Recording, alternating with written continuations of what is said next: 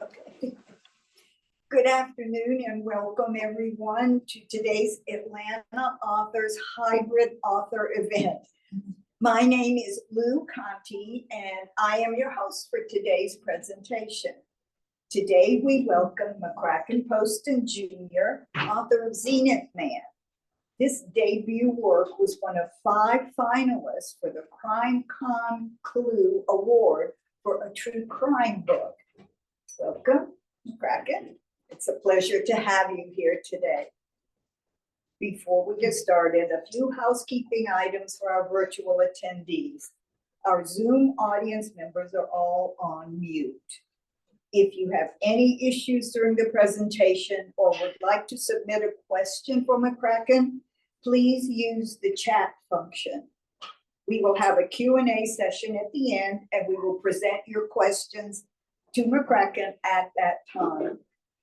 Also, we recommend that you change your screen view on Zoom from gallery view to speaker view so that you see whoever is talking rather than all the other Zoomers. And in-person attendees, please sign the attendance sheet. It's going around somewhere. And good news for us, Atlanta Authors is now on Facebook.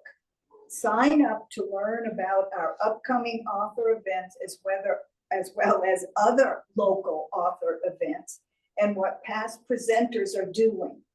And we have a website now. Check us out at AtlantaAuthorsGA.com. Atlanta Authors has been holding author events at the Roswell Library, the Cultural Arts Center, and virtually for the last 16 years. And the list of authors is impressive. I want to thank the Atlanta Authors Committee members, which include myself, Debbie Weiss, Deanna Smith, Marilyn Barron, Diane Stevenson, Kathy Chaffee, George Weinstein, who is with the Atlanta Writers Club, Judy Stanton, and the owner of our favorite local bookstore, the book miser herself, Annelle Gerson. We couldn't hold these author events without the unwavering support of the Friends of the Roswell Library and the Friends of the East Roswell Library. We thank them as well. And the president of the Friends of the Roswell Library is here, Donna Stokely. She's newly elected.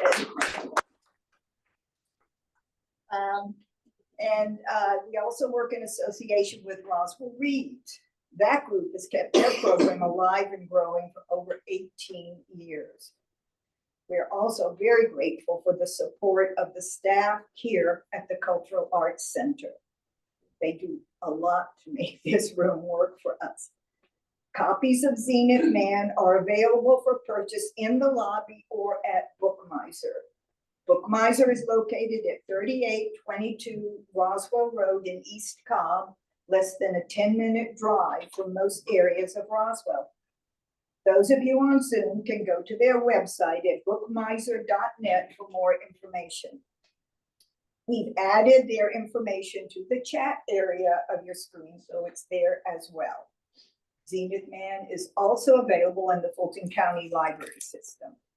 And now, here to introduce our guest today is Judy Stanton.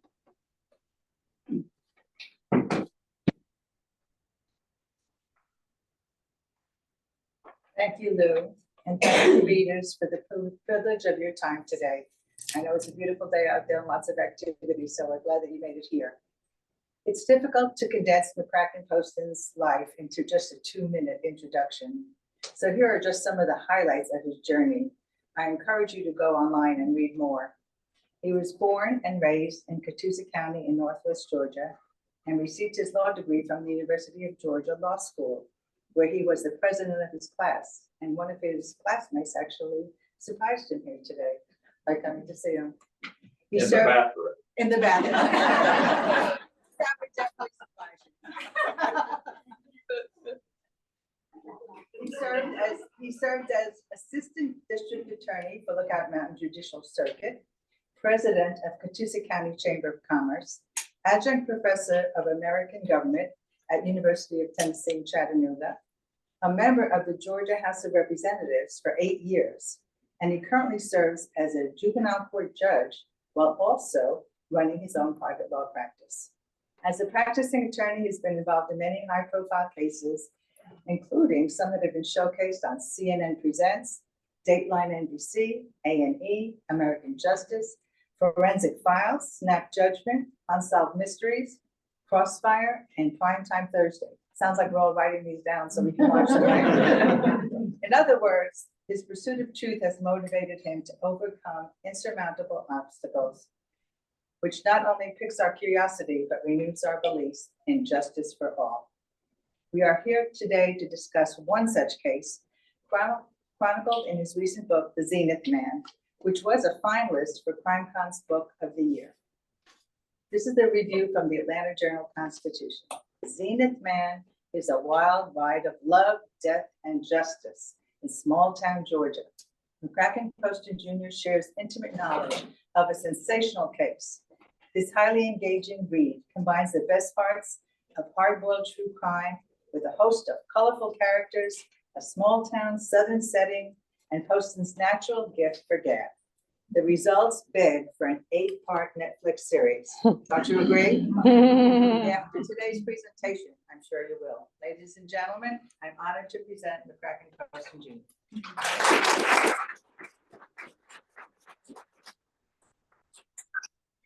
All right, I'll try to stay where I can be seen by that crowd too.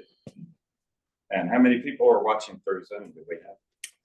About be registered. Oh, fantastic. Well, this is a great honor. And this is almost rivaling the 300,000 people that showed up to hear Alvin. He said, and they put their hands together for me. I am so honored to be here. This is a beautiful town. It's grown over the years since I was in the legislature over 30 years ago when I started. And it's, I want to acknowledge that my niece Ann showed up with her friend Robert and my friend Bill Ferguson, who surprised me in the bathroom by pretending to be someone who wanted a sexual encounter.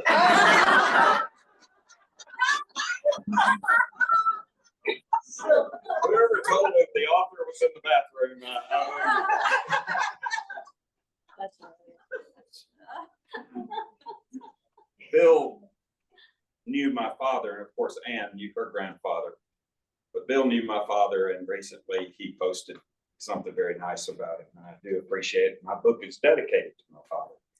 I had no idea that my father was going to be in this book. It was not a plan.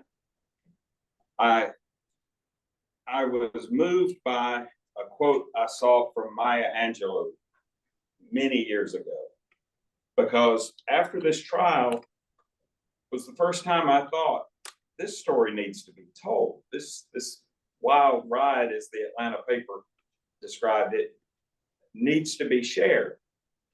But I had never written anything but legal briefs. Social media kind of helped draw out stories out of me that I like to share. And so it was difficult. So basically I started giving the story away to anybody that walked up. There was a AJC reporter named Jack Warner who wrote about the trial and wrote about some of the colorful characters that appeared in the trial. And at that point, the Washington Post read his article, and they sent a reporter very soon after the trial who did a wonderful piece that really focused on Alvin and Virginia's relationship.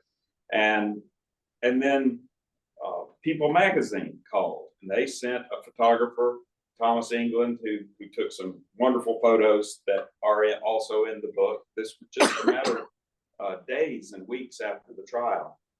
And then it just kind of took off. Forensic Files, and I never pitched any of these. How many of you have read the book? Okay, then I could share with you. The person who pitched Forensic Files was Dr. Goldberg, who was a disaster in the case. And when they called me, I said, how'd you find out about it? And they said, oh, your expert pitched it to us. And I thought, what?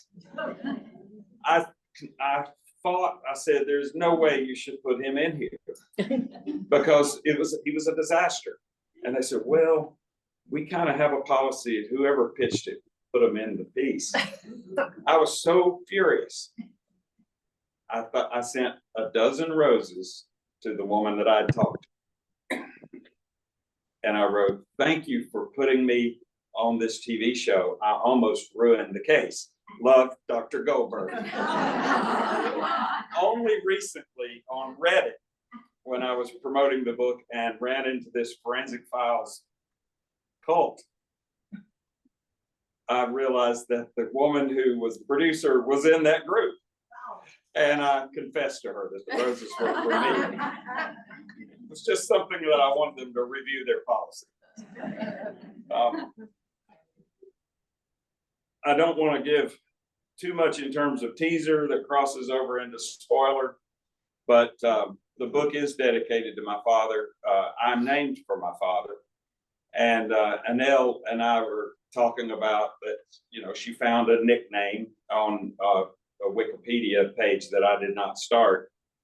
And a lot of people know me as Ken. That's the last syllable of McCracken. So as I was growing up, my grandmother moved next door to us from Middle Tennessee. And I thought, one day I'm going to ask her. She had 4 sons, John, Doug, Cal, and McCracken. So I asked, finally got up the nerve, and I went and asked my grandmother, how did I get this name? And she said, well, your father was born at home, like everybody was born in those days. And the doctor came by later. She said he was so small, we put him in a box on the wood stove lit to be a kind of a makeshift incubator. And the doctor came, took one look at him and said, he won't make it through the night.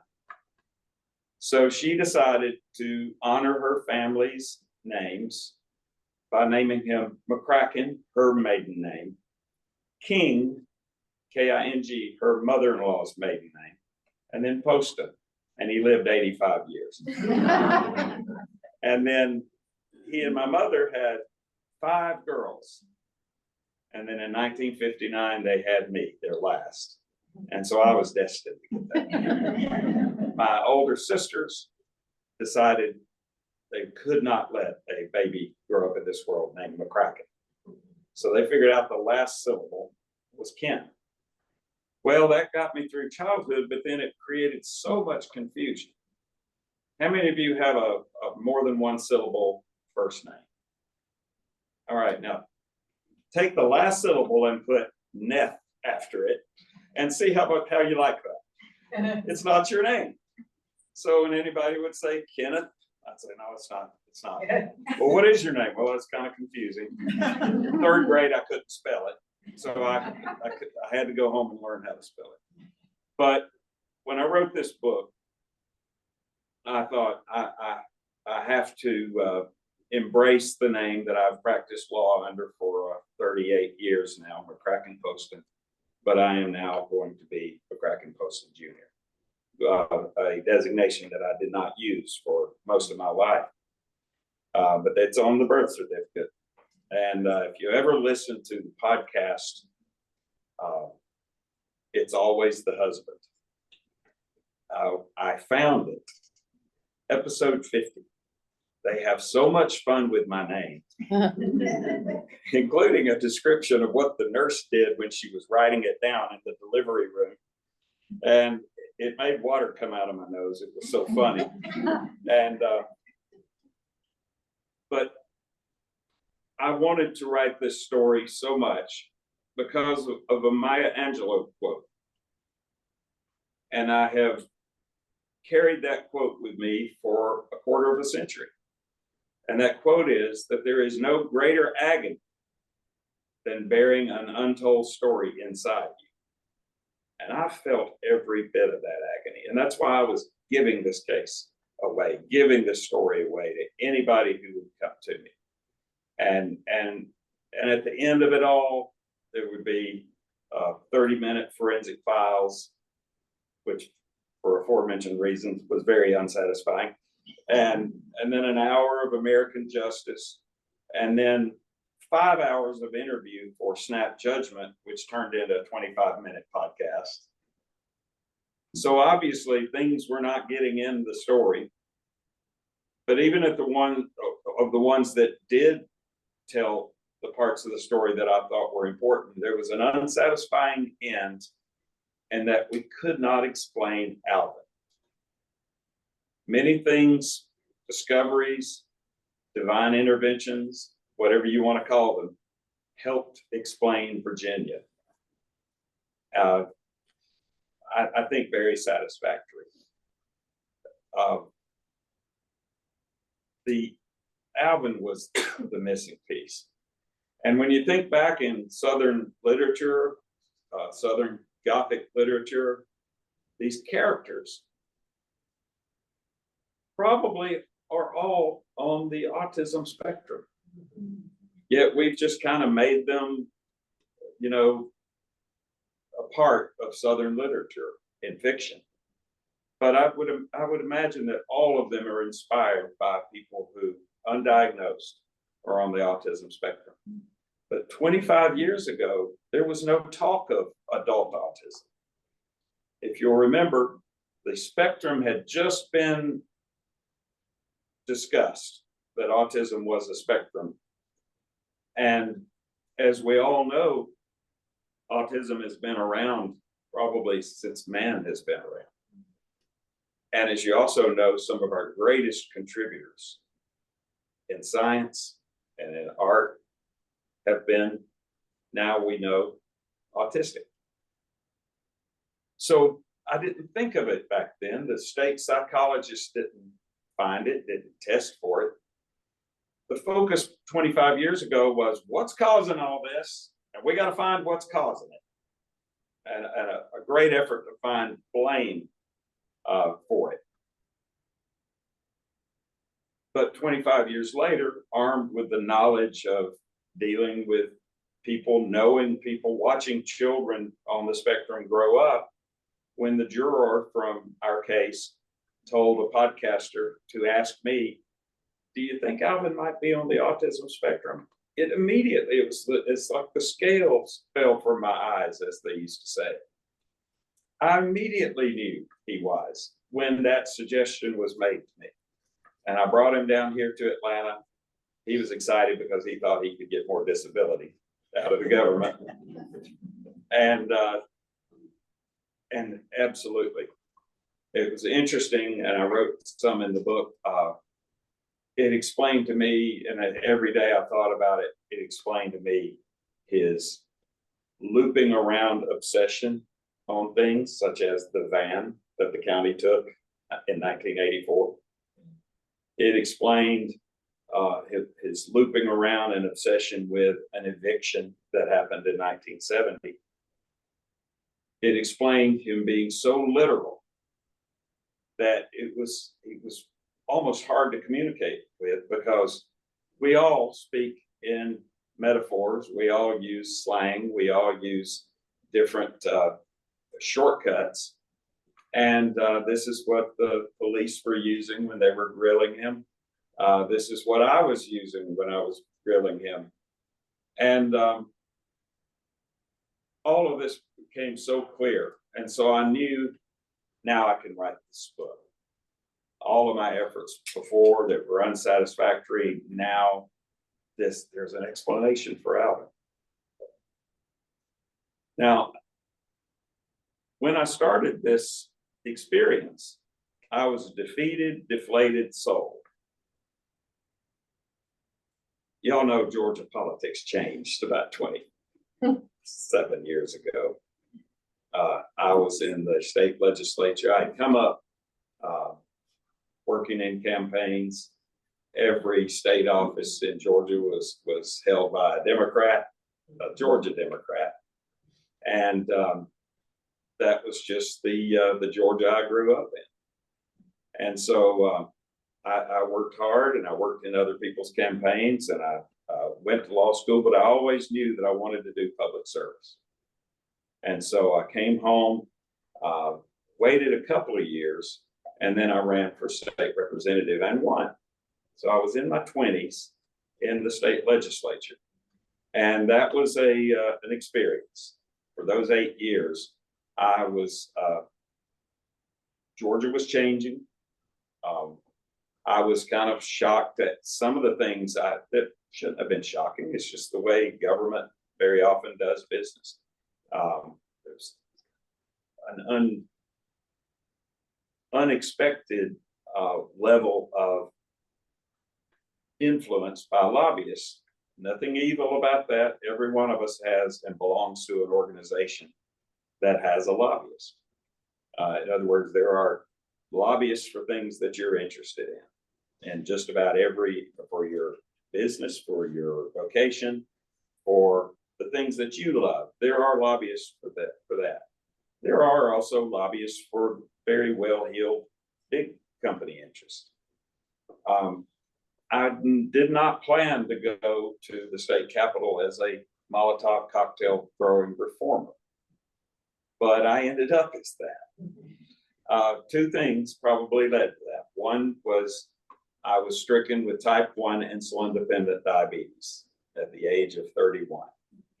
That was not expected. My sister, my youngest sister, closest to me in age, she had become type 1 insulin dependent 10 years before. And so I kind of knew it was in our, I'm just saying that I'm a disembodied head to some of these people, so I'll stand back.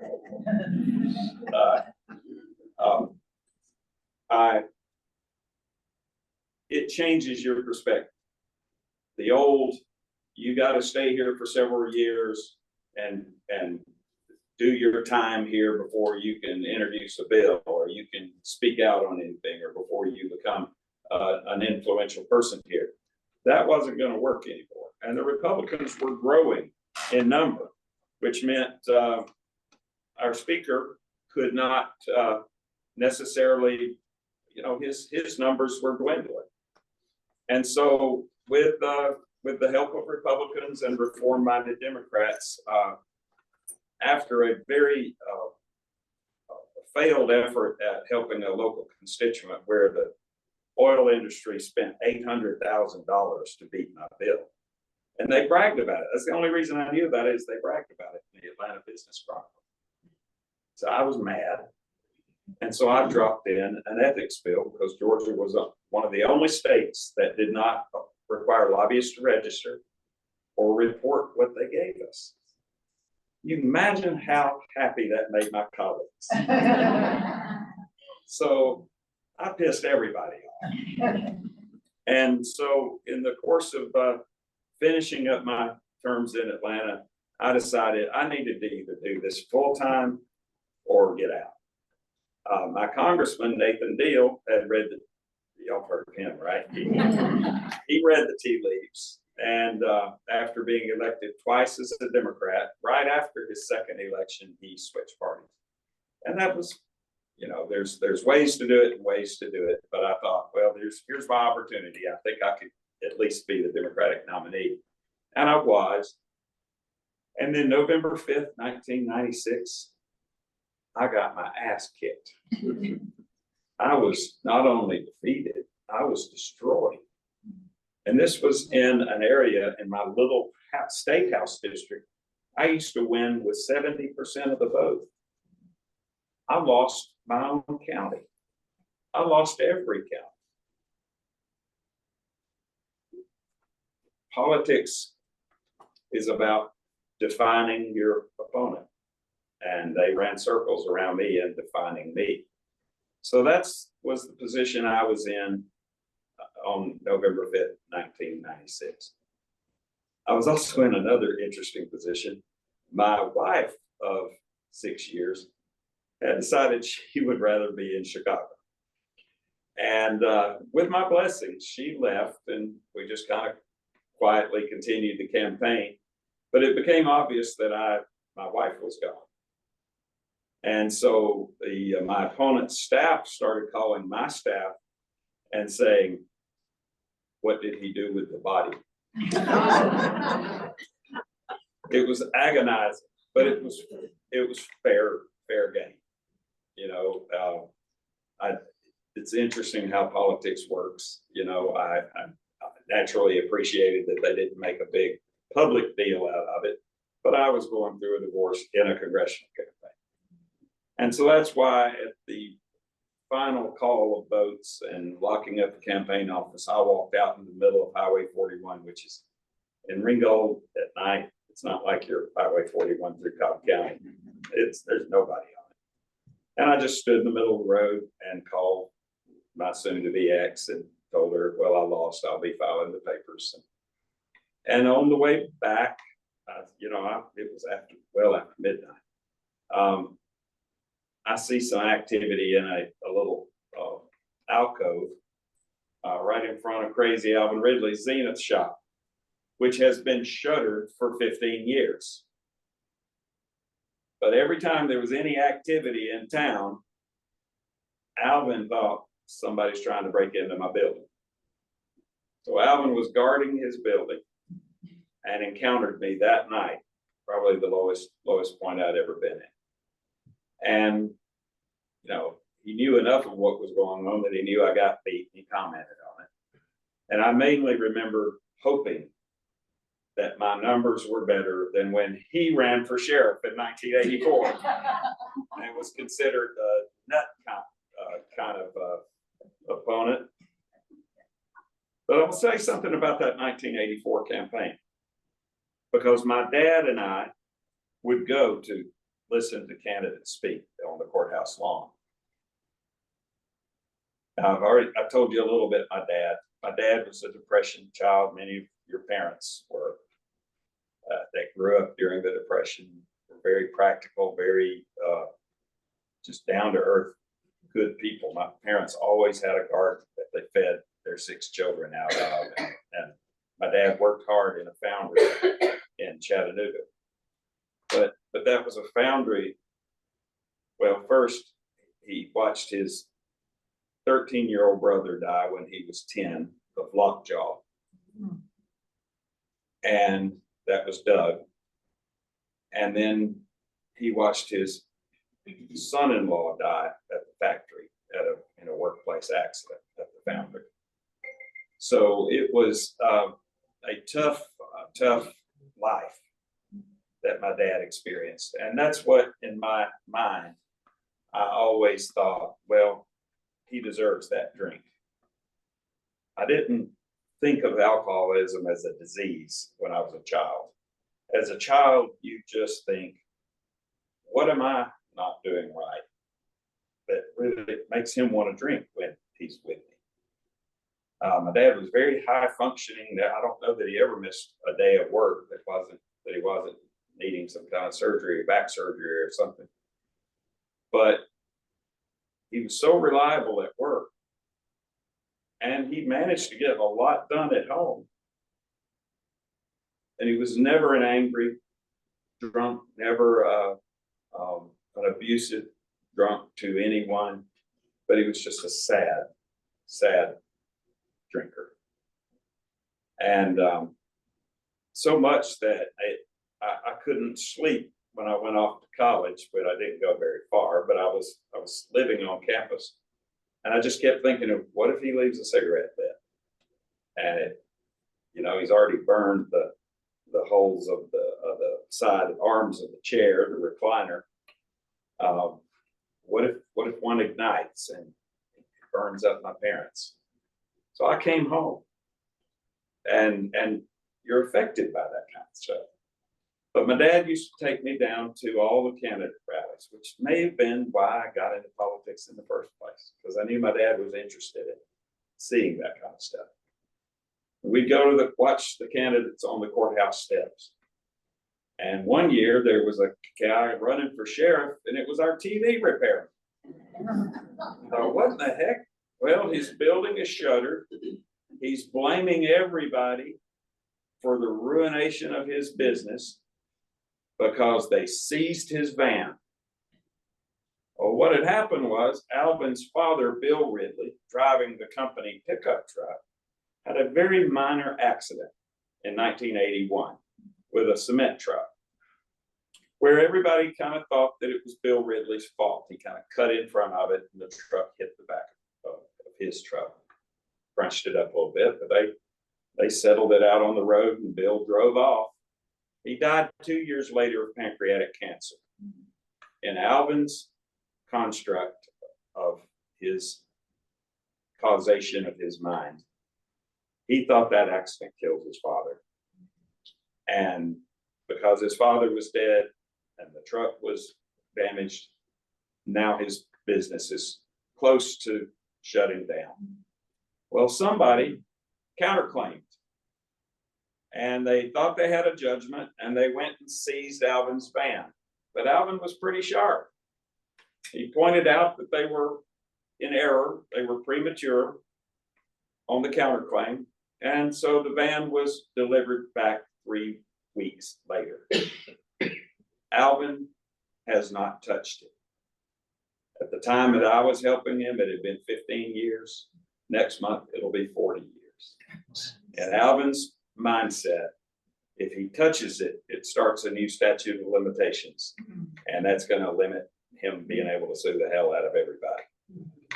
So that's the person that I was dealing with.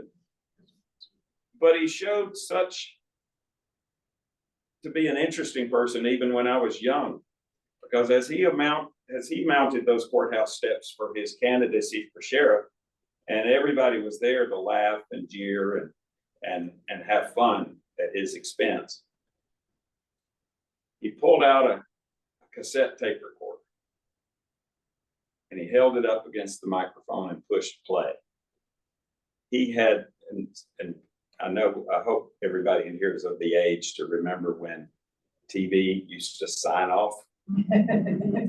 Alvin had recorded the sign off of WDEF TV, Channel 12 out of Chattanooga, which ended the day probably about 12:30 or 1 a.m. with the national anthem.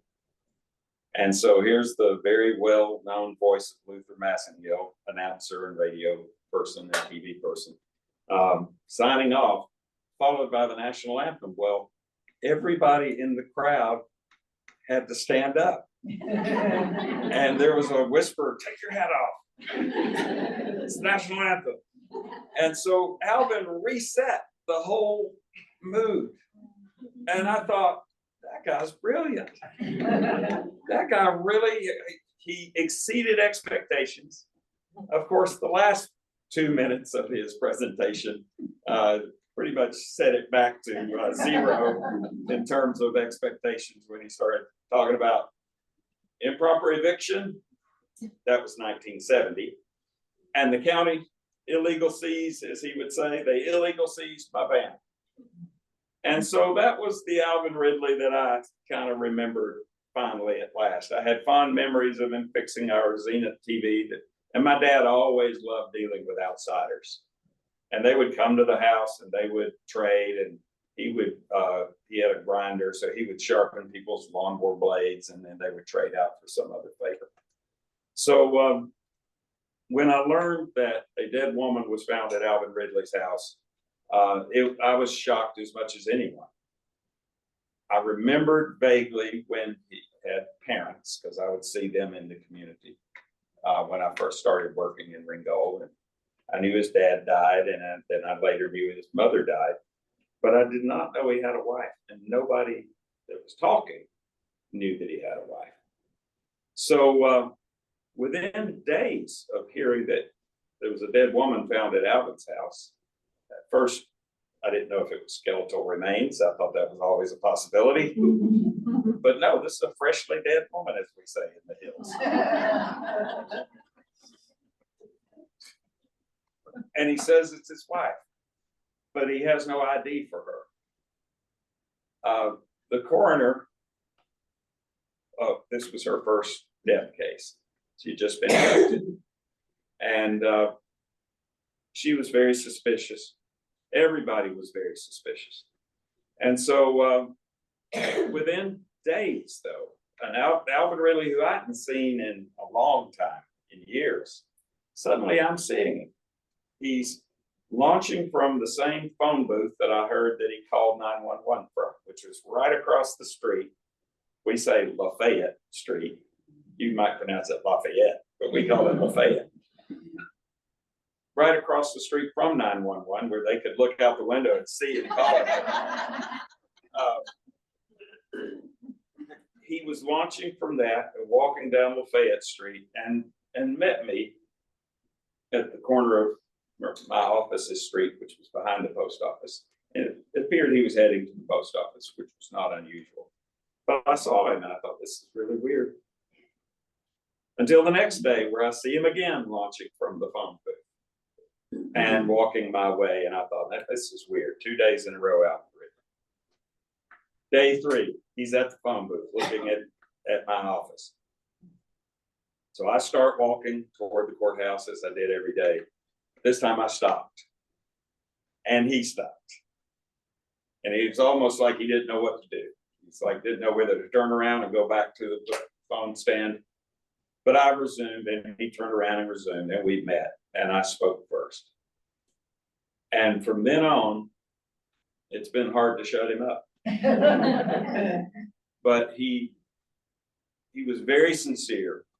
There was an outcry about, unfortunately, starting back in 1968. This was 1997. And he was trying to fill in 30 years for me of woes. And it ultimately ended in, and they worried my daddy to death, and they worried my mama to death, and now they've worried my wife to death, and now they're wanting to ask me questions about my wife. And I said, well, Alvin, I think I said, I know how you feel.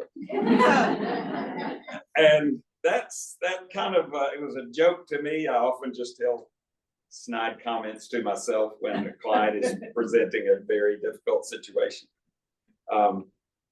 It seemed to bond us for a minute, that I could relate to somebody's wife being missing. And so I said, well, please, don't talk to the police anymore. Just, you have rights. Just, you don't have to say anything. And, my office is right here, and, you should come see me. Well, he never did. And that afternoon, he talked to the police again. But he would call me because my dad gave him my home number. So he would call me at night screaming. And I could tell he was out on the highway somewhere. He was somewhere in a lot more traffic than downtown Ringgold. And he was, screaming about all these ancient civil woes that he had. And I thought, this is very unusual. He's not talking about, that they're asking him about his dead wife. Virginia had epilepsy from when she was a child. She also had some type of reaction to the epilepsy medicine on occasion.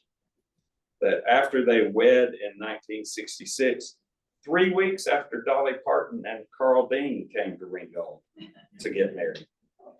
Ringgold, because of Georgia's marriage laws, Ringgold presented a one-stop shopping opportunity for North Carolinians, Tennesseans, and Alabamians, that they could just slip to Ringgold. And I know people that have come from Kentucky to slip down to Ringgold and get married because you get your blood test, your license, and the judge will marry you, or one of the preachers in town will hang out and marry you.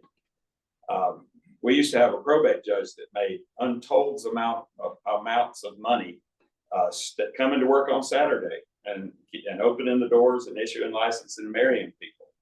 And the awkward groom would be saying, well, do you usually get a tip? And the judge would say, well, what do you think she's worth? Talk about being put on the spot. When Attorney General Mike Bowers stopped that practice of judges taking tips, Judge Sam Dills told me, well, I used to report $16,000 in income from that. So I had to adjust his salary to since he couldn't take tips anymore. But so I had a difficult climb. As I was writing this story, it's funny how our memories do. And I think this is probably part of the human condition. Maybe because of just grace, and maybe it's a gift to ourselves. We seem to only or remember best the good things.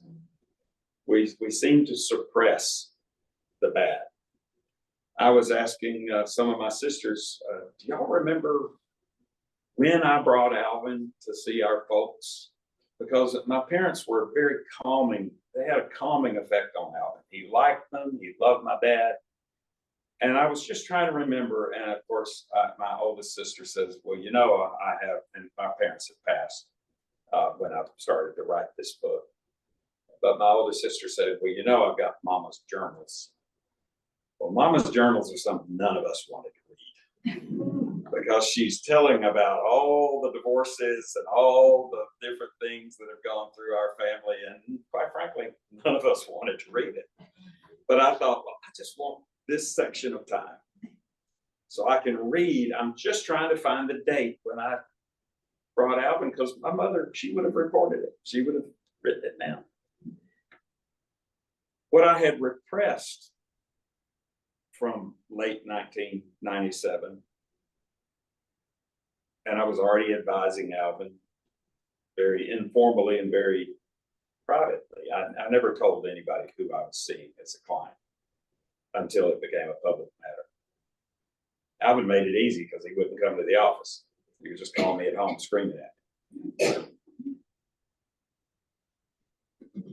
I found the intervention that we did on my father in late 1997. And I remembered it, but I had so buried it that it just was like ripping a Band-Aid off of a wound. And I began to read about that, and the memories flowed back with that mention.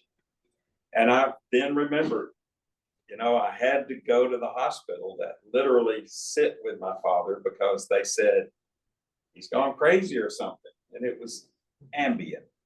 Don't give an elderly person Ambien, because he thought he was in a bowling alley.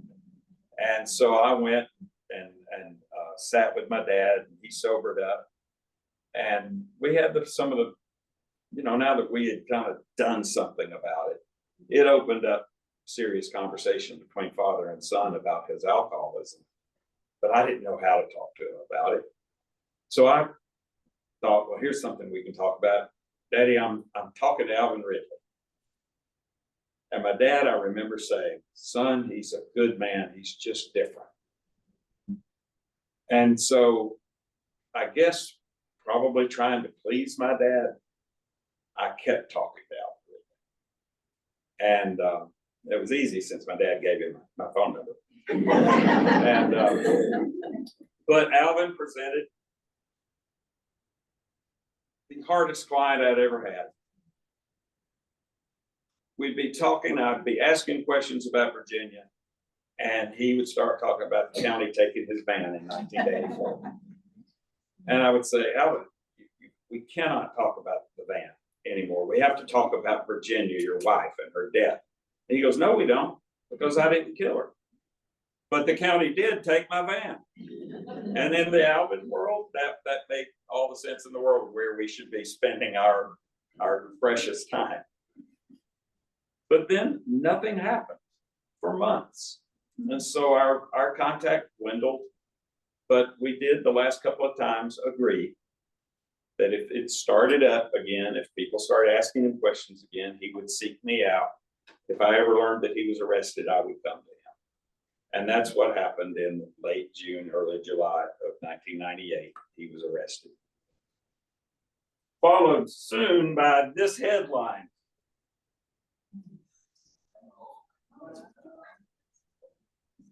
Sicko holds wife hostage, 30 years, then kills her.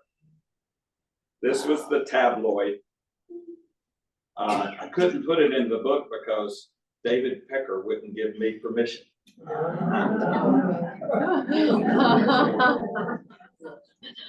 I think he's been busy the last couple.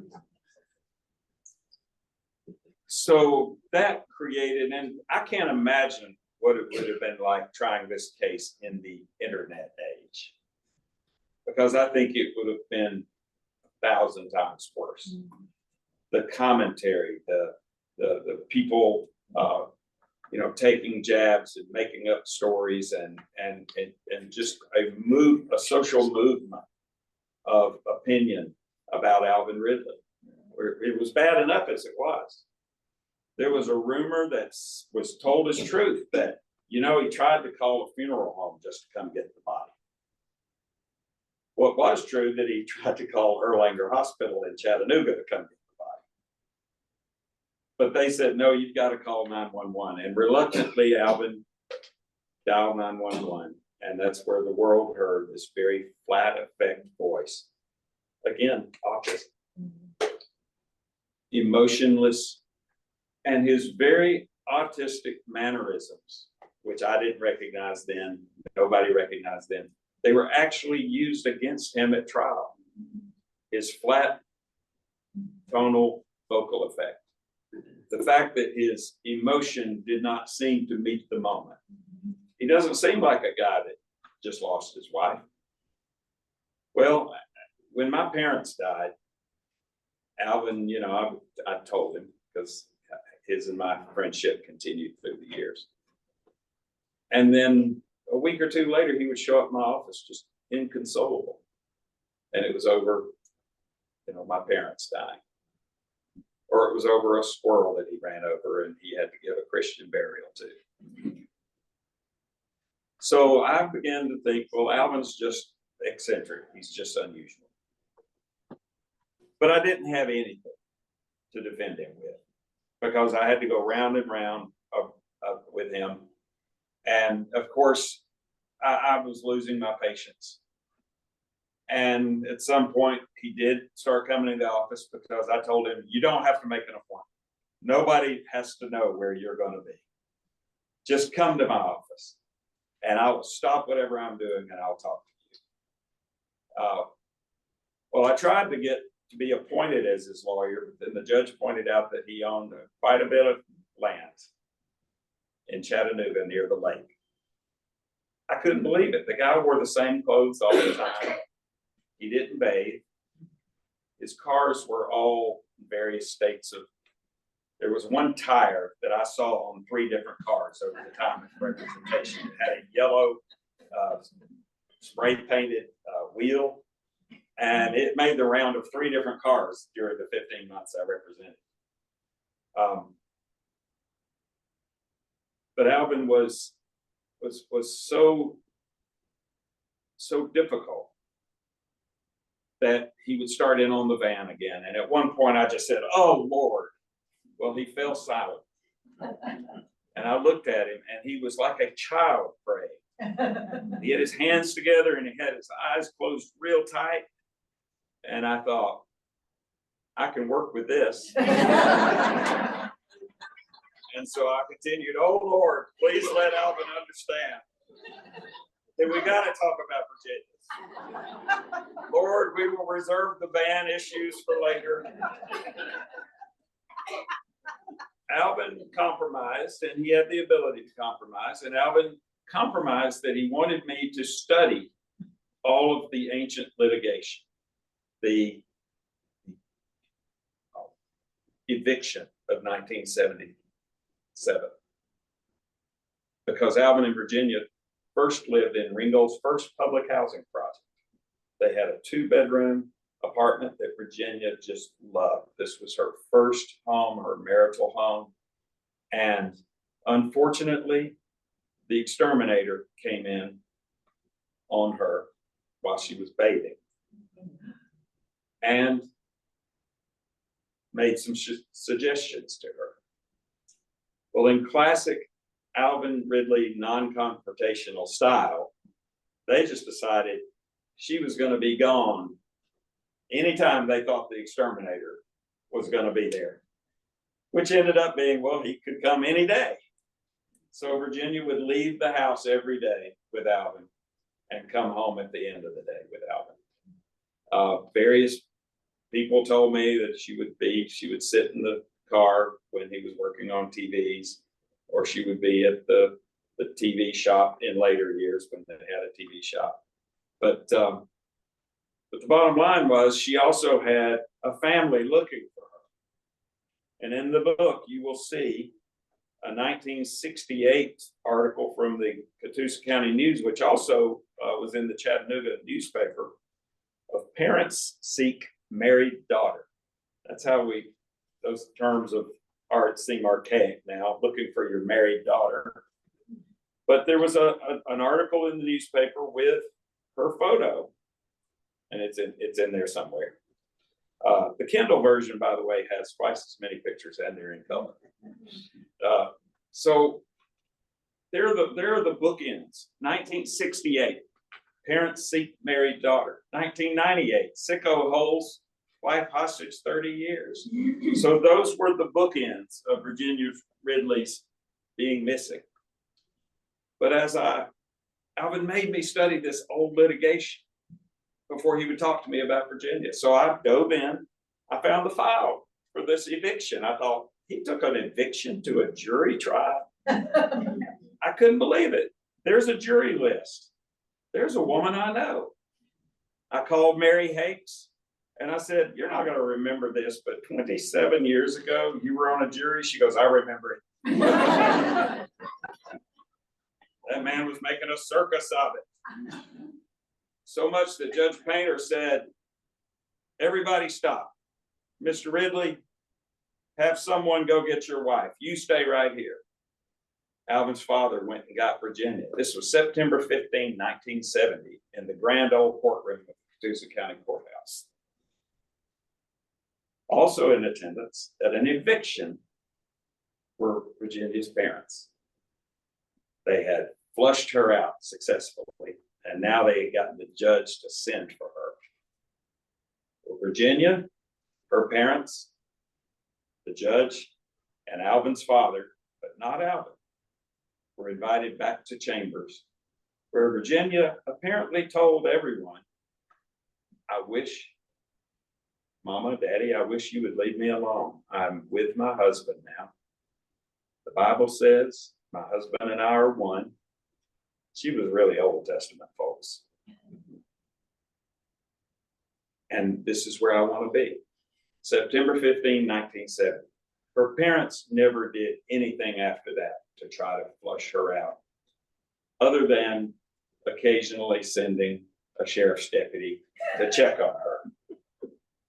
But the point is, they stopped. The newspaper articles, those kind of things stopped. Well, 27 years later, Virginia dead, her father already passed, and her mother in a nursing home. This fell upon her siblings to dredge up the old allegations. He's keeping her. I bet he's keeping her in that basement. And then they just took off, resulting in this, with actual allegations that she's been held in the basement. And so if one of my sisters disappeared with some guy, I can understand. And I tried to keep that in my mind. I would be asking good questions. I would be suspecting, because they hadn't seen her since her sister Trixie. Trixie was 13 the last time she saw her sister. And now she's a grown woman, maybe a grandmother by then. And so it was a very tough thing. But we had nothing until the DA gave me 45 new witnesses for a trial that was to begin in 10 days. And I said, Judge, I'm a sole practitioner. I can't go through these people. I need a continuance. In Alvin's voluminous civil litigation, he would file what he called emotions. The rest of the legal world calls them motions. But Alvin kept saying, you need to file an emotion for continuance. and an emotion to change venue. I can't get a fair trial here. And so I would file motions, but then Alvin would file his own emotions because mine weren't good enough. At some point, I was so mad at him because I was becoming the laughing stock of the Lookout Mountain Bar. I had a client I couldn't control. I had a client I couldn't keep in the courtroom. And a client who was trying to direct his own case. And so I was very frustrated.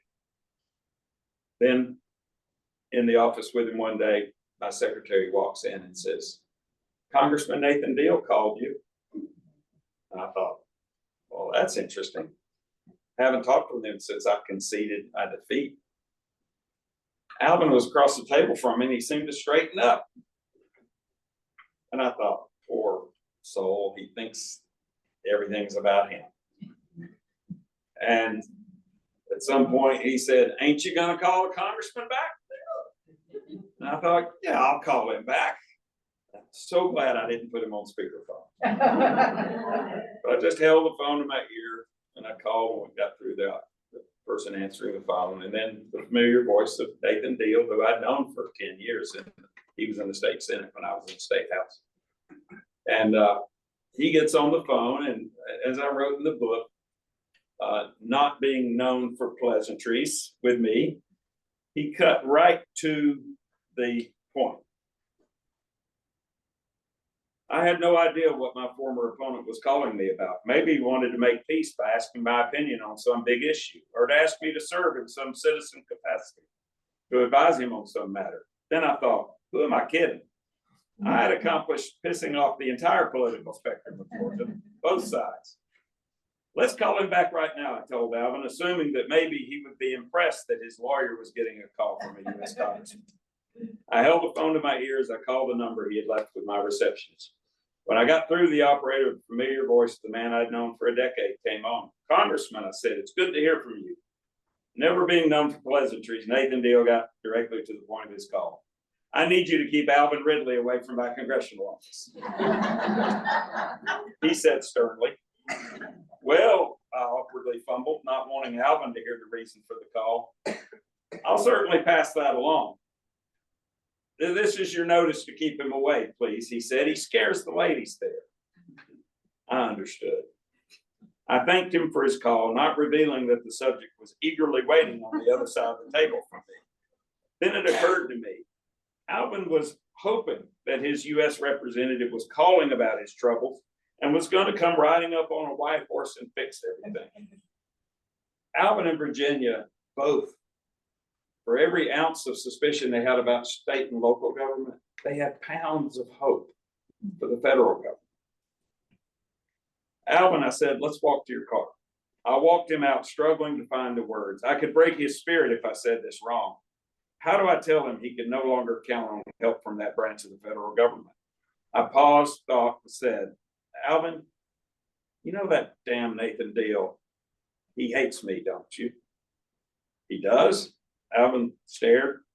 Yeah, he does, and I'm afraid it's now starting to affect you. Really? Alvin asked, bewildered. He hates me so much, Alvin. You know, from the election 2 years ago. Alvin looked confused because he knew I had been routed. He hates me so much that he said if me or you ever come to his congressional office again, he will have us both arrested. I felt that misery might want some company. As Alvin looked down, I said, but you know what? What? He asked. Please stay away from his offices and work hard to help me represent you in this case. And after we win, he leaned in, listening as my voice softened to an almost whisper as if I were telling him something special and secret. After he win, I promised, looking around to make sure nobody else was within earshot. After we win, I'll tell you where he lives. And you can go right up to his door. This satisfied Alvin because I wasn't ordering him. I was letting him in on something. I was asking him to help me. But after this is all over with, I'll take you to his house. Of course, I never had that intention. So I thank you for coming. I don't want to ruin the whole book for you, but there's a lot of stories in here. They are all 100% true. Everything said from the stand in the trial is from the transcript. I did it that way because I didn't want to get sued. I did fill in what was happening that caused things. For example, I was reading the transcript as I was writing the book. And by the way, my first draft on a 90,000 contract, my first draft was 177,000 words. A lot of that was too much of the trial. But a lot of it was story that I had to hack away and cut away. And then, of course, I just kind of regurgitated my whole father's story in there. And my publisher called and said, you know, we're not going to give you 2 books. So you need to pare this down to 90,000 words. And she said, but I like the personal stuff. We want to keep that in there. So that made me even hack away more story. But, you know, I got it.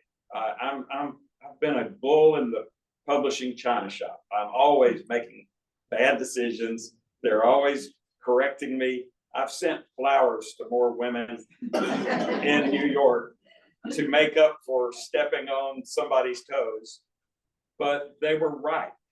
I wanted to use the Howard Finster portrait that's inside the book because he was a friend of mine and he loved this case. And he did a portrait of Alvin wearing his neck brace. The neck brace was there for, Alvin was diagnosed with something called somatization, where his mental condition made him think he had physical condition. So he had this ridiculous neck brace that was horrible. It was nasty. We called it the stench radiator around him. And the one day, the day I get into court, just in time, he forgot his neck brace. And so he's sitting there and he's saying, I'm going to leave because you didn't let me bring my neck brace. And so I sent my secretary to Eddie Test Medical Supply, who really is excited that his company is plugged in the book, down the street. And she got him a new neck brace. And of course, as the prospective jurors are walking in the room, here's the lawyer putting it on his client. I look like the biggest fraud car accident case lawyer in the world. It was quickly 2 things that happened that were one, a tragedy. I needed an epilepsy death, but there's so few because we have good medicines and people, you know, do die from it occasionally, but the Olympic track star Florence Griffith Joyner died in September of '98. We were about to go to trial in September, but we got a continuance because of the extra witnesses I had to go through. And by October, the reason for her death was revealed. She had a seizure disorder. And I said, I've got to see that autopsy. And so Alvin and I called California and amazingly, got her autopsy. And it was just like Virginia Ridley's autopsy. If Virginia Ridley had been murdered, as the state of Georgia was saying, FloJo was brutally murdered. But they were both women who died face down in the bed during a seizure activity. The second big break, because that explained a lot, but the next big break I had was on Thanksgiving Day. My parents made an extra turkey plate and they said, we want you to take this to Alvin. And that is the last thing I wanted to do, my day off. The trial was 5 weeks away. All I had was FloJo's autopsy. And I took the turkey plate. And Alvin, who had banned me from his house, did not let me come to his house for 15 months. I even got him a phone installed so he wouldn't have to go out on the highway to call me. And I was paying his phone bill because I had an Atlanta-based cell number, so I would pay the long distance fees. I show up with the phone guy to install the phone, and I had a camera in my hand, and Alvin decided then and there, I'm going to have it put on the porch on the outside of the house. And so I couldn't figure out why he didn't want me in. But I also was figuring out Alvin is very transactional. I show up with that delicious smelling brown paper bag and telling him what my mother and father had put together for him. He said, "Come on in." And it was that day, that moment, that I found what I estimate was 15 to 20,000 written pieces of paper, cardboard, a loose leaf diary of Virginia Ridley. Most of it Alvin was putting on a wall, kind of a shrine to her. And when I got so excited and said, "I got to have this," Alvin said, "You can't have it. It's all I've got left of it." So we started praying. I grabbed his hands. I was way overexcited. That's not how to.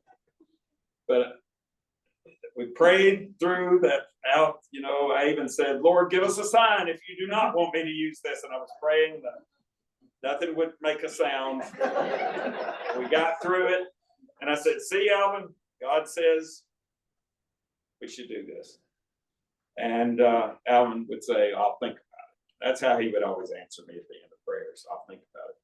Well, thankfully, we learned just in the last hours before I put the epilepsy witness up that Virginia had a condition called hypergraphia, that sometimes temporal lobe epilepsy patients develop.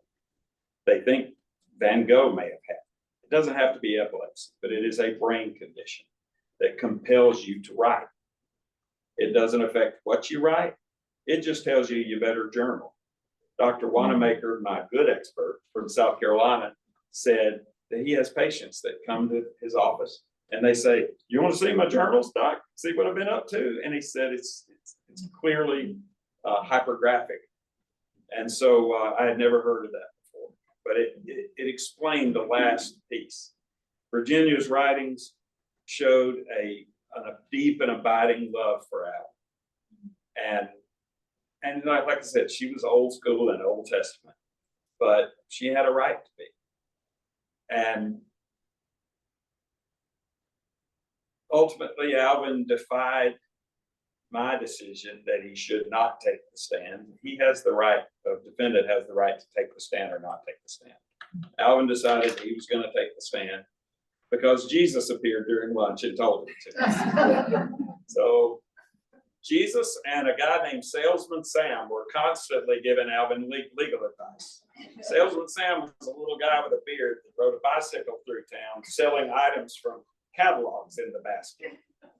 And he was an archaic from another time even then, but he had a great influence on Alvin, and Alvin considered him a close confidant, and Salesman Sam was his true legal advisor throughout this thing. I was just the guy that was trying to get that legal advice. So when Alvin made that decision, and by the way, when he carried Virginia's writings to court because he insisted on keeping them, he also brought suitcases full of cockroaches. If you watch the Forensic Files episode, the jurors are talking about the cockroaches coming out of the suitcases. The Lord works in mysterious ways. The judge realized that his office is right next to that small windowless courtroom. And he said, "We're going to finish this trial in the large courthouse in the old courtroom."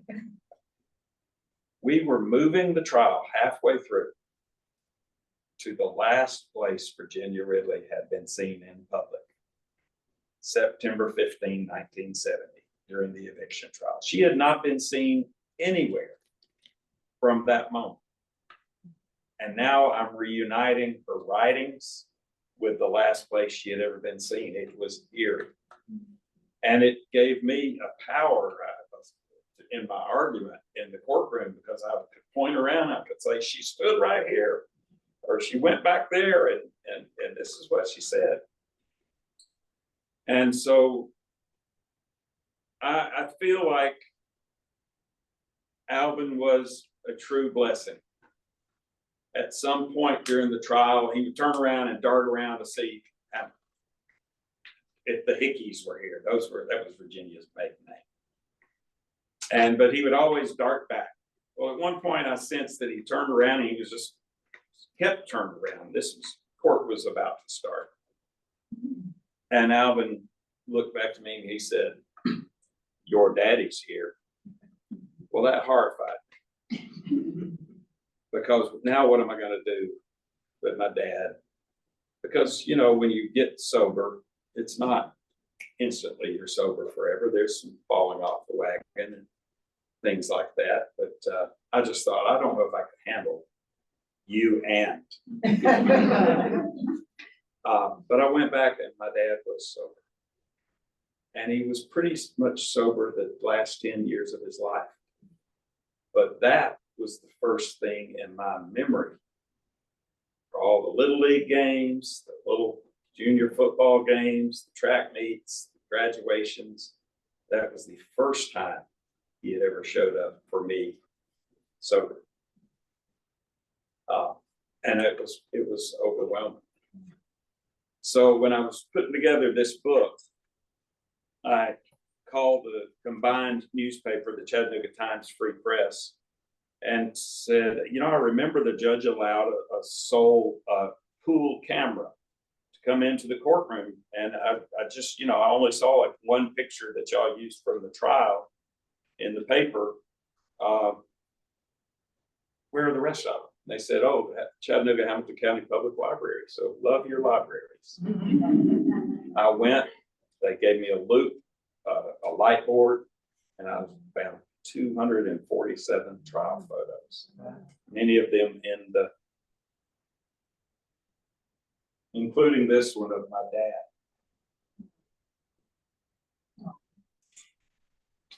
giving Alvin a hug at the end of the trial. So I want to thank you all. I feel like Alvin gave me a second act. I went on to do some very unusual cases in North Georgia. Many of you may remember the Tri-State Crematory with the 334 unburnt bodies. That was my client. A number of other interesting cases, like my client who the judge propositioned her, and when she said no and reported it, the judge had meth planted on her car. So the world is full of interesting stories. So write yours down, because you may get an opportunity to tell it, and it's a blessing to be able to tell it, and it's really a blessing to be able to tell it to you. So I thank you, and I'll take any questions.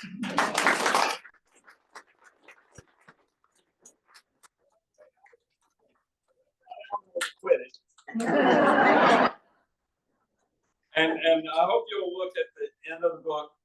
Don't jump ahead, but at the end of the book, I was so excited about, and of course I wrote it from my position of ignorance about his condition, but how we celebrate, where we went to celebrate our victory. That's a very important part of the story. All right, anybody have any? Alvin is 82 today. I started out bringing him to these things. That's where he spoke to 300,000 people at Jimmy Carter Library. But recently he really had a precipitous drop in kidney function. And so I'm trying to convince him to stay in care. And, you know, you have to pretty much use up what you've got before Medicaid will kick in. And so that's the tough part, because Alvin holds on tightly to what he's got. And, but I just anticipated you may ask about Alvin. Yes. Any chance that the other stories may someday come to this? Well, I have other clients that have to approve, but there is going to be a podcast about the Tri-State Crematory matter next month that I participated in, to the extent of only telling things that were already public. And I think it talked to all sides and was balanced. There's some really wonderful stories. I think everybody experiences them. I just had the type of childhood that I think I remember them. And everything about this book that's funny, it's at my expense. Because Alvin was just being Alvin. And while he was having a processing issue that autism brings, of processing what me and others were trying to tell him, I was also having a processing issue. Because as a child of an alcoholic parent, I was obsessively trying to micromanage the world to keep it calm, to keep it smooth, and to have a client that is communicating with. And so, thanks to Congressman Deal, then Congressman Deal, he gave me the resolve to stick with the case. Because I sure wasn't going to leave Alvin after that. So, did you ever get paid? Alvin gave me a security deed in the old Ridley shop, which had a hole in it as big as a freezer. The weather was coming in. It was already starting to affect the neighbor business, which used to be one big building. After the trial, I still wanted him to, have the time to pay me something. I spent $12,000 in expert fees, and Alvin would say, "Get it from the sheriff." So I still waited until I got a notice from the city that they were going to condemn that building. And so I said, "Alvin, I got to take it to save it." And I tore it down and put a nice new building in, and big metal letters. It's called the Ridley Building. And so after the tornado in 2011 that decimated our town, I went to Alvin's house. My children and I went to his house first thing. He was the first person I checked on. And there was a tree on his house, which was kind of interesting because he had worn out all the churches for money to fix Mama's roof. Well, now Mama's roof really did need fixing. But he came out, and for the first time ever, he was disheveled. And he said, I told you God was going to get this town for what they did to me. And I said, "Alvin, Mr. McClain, we only knew of one death at that point, but over the ridge there were 9 deaths. But I said, Alvin, Mr. McClanahan is dead, and I know he loved you." And he just broke down, crying. And in Alvin's way of crying, there's these boo-hoos, and then it's immediately off, and he goes, "How's our building?" And there were some bricks from another building that landed on our roof, and so we got a new roof out of it. But Alvin now loves to go there. Like his shrine to Virginia, now I've made a shrine to Alvin on the wall with newspaper articles and the People magazine article and things like that. And plus a history of the building so that people will know it was his at one time. And he loves going in there and meeting people. It's a coffee shop now called Caffeine Addicts. So we come to Ringgold, come by. Any other questions? Thank you. I do want to ask you this of all of you. There's nothing like the fuel of a book review. This book has been very fortunate since its February 20th release to have over 350 reviews. And I didn't think that sounded like a lot, but apparently that's a lot. And that's in part because I'm asking you, if you are touched by this story, please write a review. Not only the star ratings, but please go out there and just tell it how it made you feel, or how it affected you, or even if you didn't like it. Because they all balance out. The bad reviews kind of give legitimacy to all the reviews. So I would just like to ask you that favor. And I hope to meet some of you out at the table. Thank you so much.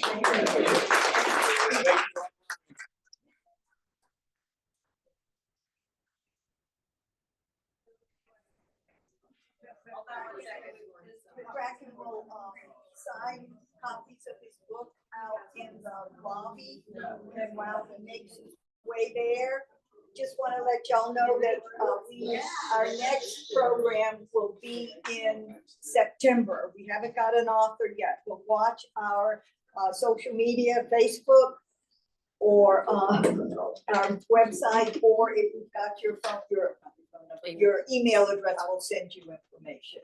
And Don also wanted to make sure we mentioned that today is a half price book sale Oh, that's right. right across the street from the library.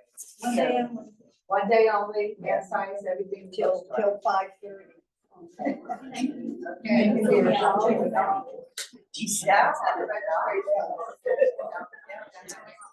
Thank you all.